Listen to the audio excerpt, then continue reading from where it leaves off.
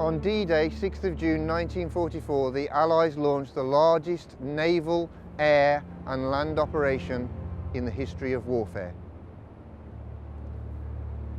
Codenamed Operation Overlord, it marked the beginning of a long and costly campaign to liberate Europe from Nazi domination.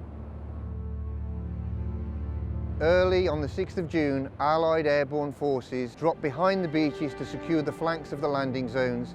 Then, at 06:30 hours, troops began landing on the 5 assault beaches: Utah, Omaha, Gold, Juno and Sword. By the end of the day, the Allies had gained a firm foothold along the coast and were ready to begin their advance inland.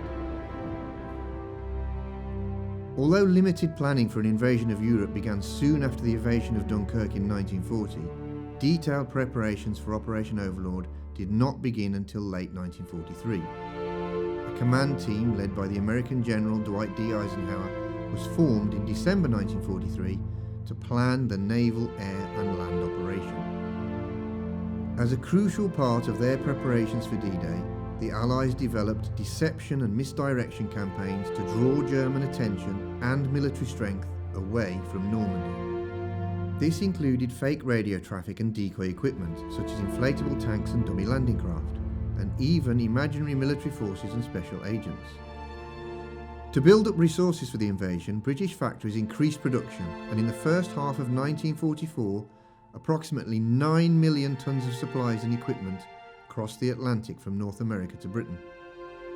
A substantial Canadian force had been assembling in Britain since December 1939, and over 1.4 million American servicemen had arrived during 1943 and 1944 to take part in the landings.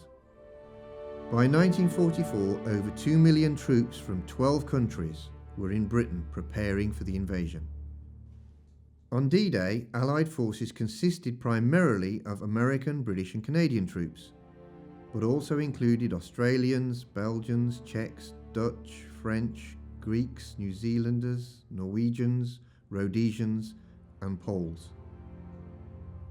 Nearly 7,000 naval vessels, including battleships, destroyers, minesweepers, escorts and assault craft, took part in Operation Neptune, the naval component of Overlord.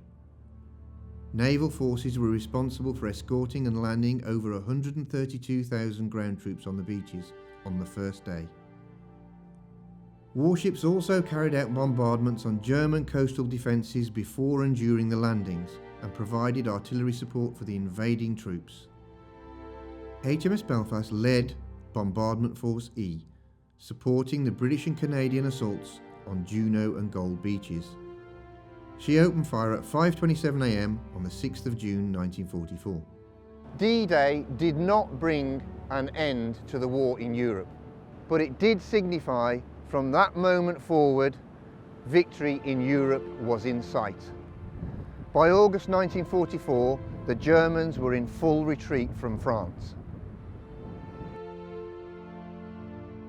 By September, Allied momentum had slowed. The Germans were able to regroup and launched a failed but determined counter-offensive in the Ardennes in December 1944. Germany's defeat in the Battle of the Bulge and the resultant manpower shortages allowed the Allies to recommence their advance into Germany itself.